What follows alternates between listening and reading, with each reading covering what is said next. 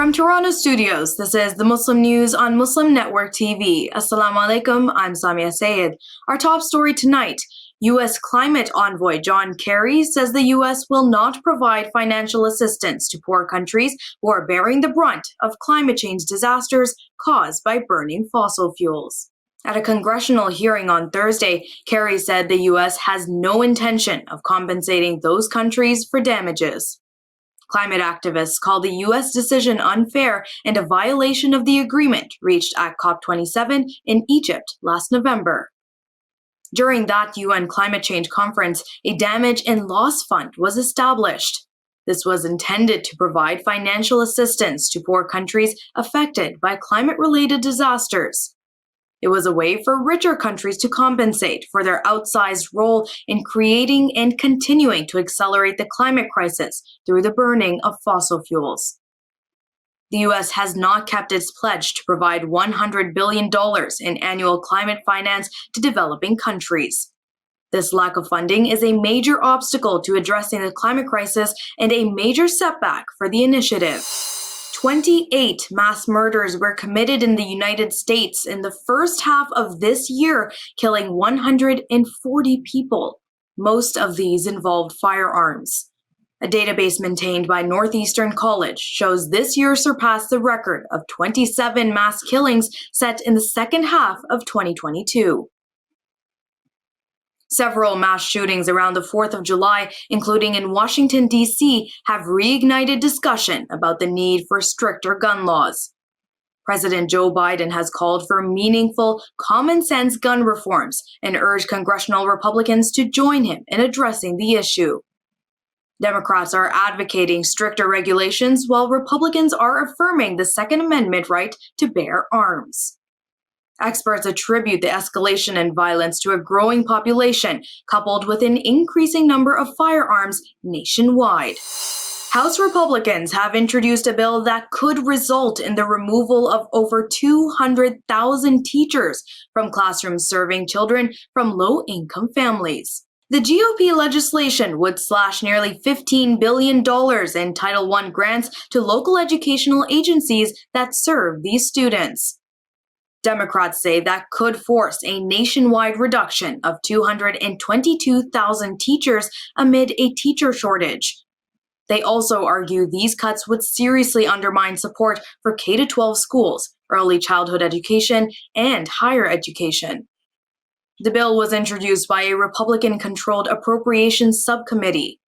The proposed cuts are part of a broader effort to reduce spending on federal programs. Lawmakers are struggling to pass appropriations bills by the end of September to avoid a government shutdown. Some Republican officials in Florida have urged Governor Ron DeSantis to ban the sale and distribution of the COVID-19 vaccine. The non-binding resolution was passed by the Brevard County Republican executive. It claims there is strong and credible evidence that COVID-19 and its vaccines are biological and technological weapons.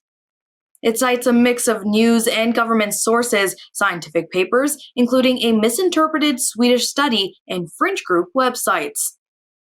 The resolution calls for the seizure of all remaining vaccine doses for safety testing. Similar resolutions have been passed in more than half a dozen Florida counties.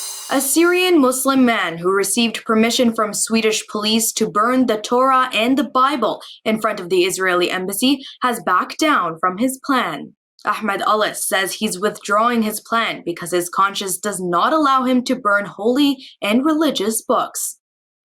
Swedish police allowed him to carry out the act in retaliation for the burning of a copy of the Quran. Alice says there is a difference between freedom of expression and insulting ethnic groups.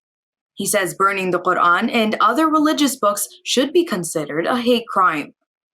Last month, Salwan Momika, an Iraq-born refugee, burned a copy of the Quran outside the Stockholm Mosque in Sweden under police protection.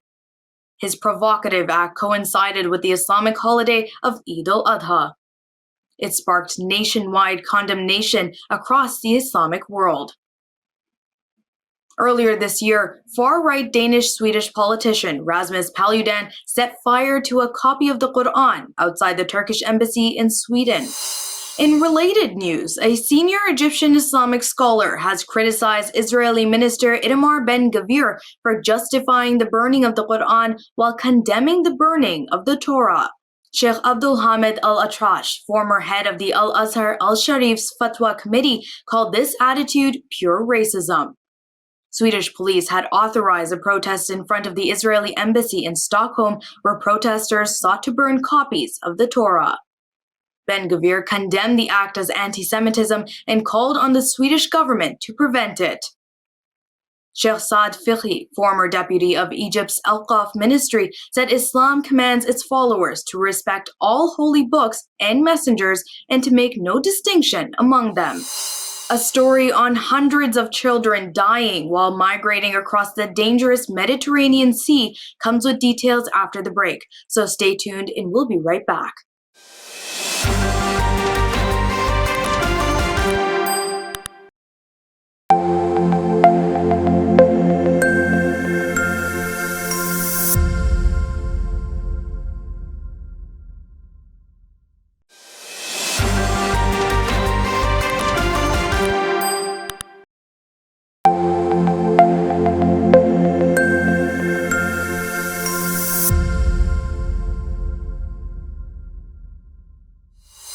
According to UNICEF, 2 children drown in the Mediterranean Sea every day because there are no safe and legal routes to Europe.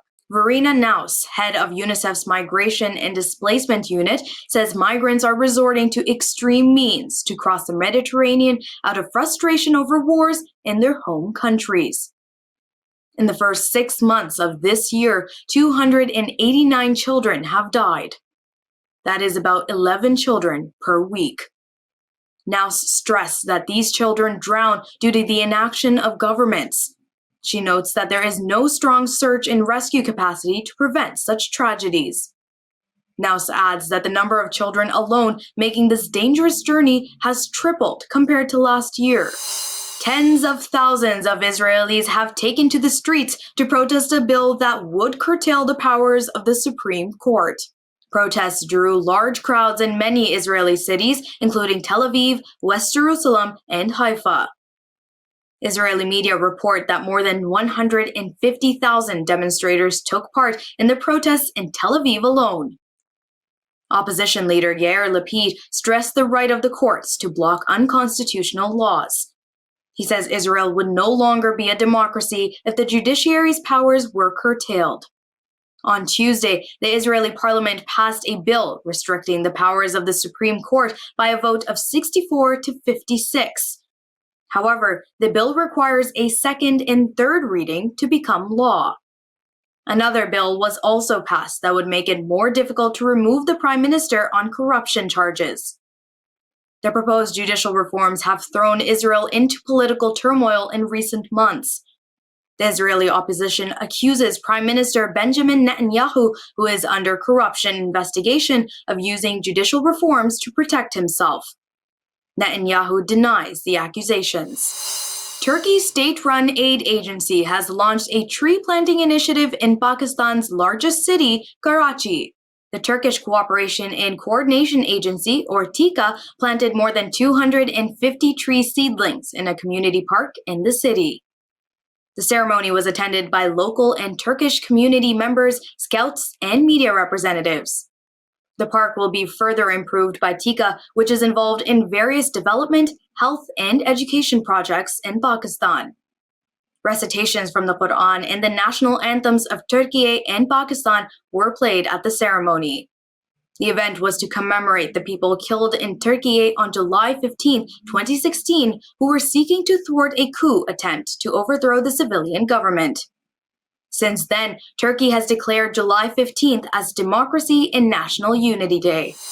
In related news, today marked the 7th anniversary of civil resistance to its military coup with splendor and mourning for the dead on Saturday. Commemorative events included traditional ceremonies in all provinces and special events at key sites associated with the coup attempt. President Recep Tayyip Erdogan stressed the failed coup attempt of July 15, 2016 will never be forgotten. That was when the Council for Peace and the Homeland Group had taken Akıncı Air Base in the capital, Ankara. F-16 fighter jets took off from the base to bomb strategic locations, including the presidential complex and the parliament. Nationwide commemorations honored those who lost their lives in the fighting. Over 250 people were killed and over 2,000 others were injured in the failed coup attempt. Türkiye has experienced 4 military coups since independence. The Indian government has extended the deadline for submitting proposals to introduce a uniform civil code. Currently, the personal law of different communities is governed by their religious scriptures and local customs. Introduction of a uniform civil code nationwide is one of the controversial promises of Prime Minister Narendra Modi's ruling Hindu Nationalist Bharatiya Janata Party. The Official Law Commission of India has extended the deadline for submissions to July 28th. The proposal has raised concerns among Muslims and other minorities in India. Jamiat Ulama-e-Hind says the Uniform Civil Code was in complete contradiction to religious freedom and fundamental rights guaranteed in the Indian Constitution. The Civil Code regulates marriage, divorce, succession, and other important social issues.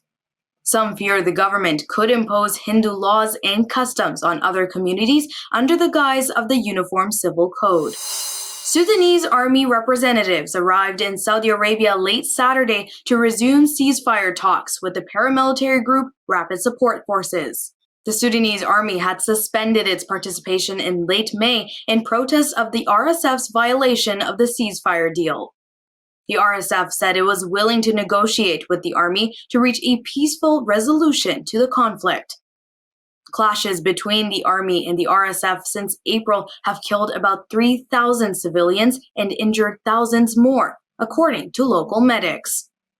The International Organization for Migration estimates nearly 3 million people have been displaced by the conflict in Sudan. Several ceasefire agreements brokered by Saudi Arabia and U.S. mediators between the warring factions have failed. Last week, United Nations Secretary General Antonio Guterres warned the ongoing conflict in Sudan could lead to a full-blown civil war. A restaurant specifically for women in Afghanistan is looking to expand nationwide. Since the Taliban-led government closed various public avenues for women, this restaurant has become a favorite in the heart of the nation's capital, Kabul. The Afghan Women's Restaurant is run by women and opened about 2 months ago. It serves and employs only women.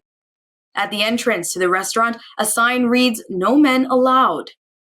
Only the outside area is designated for serving food to men. Restaurant manager Saamiyah Muhammadi says customers are satisfied because all other restaurants have male staff.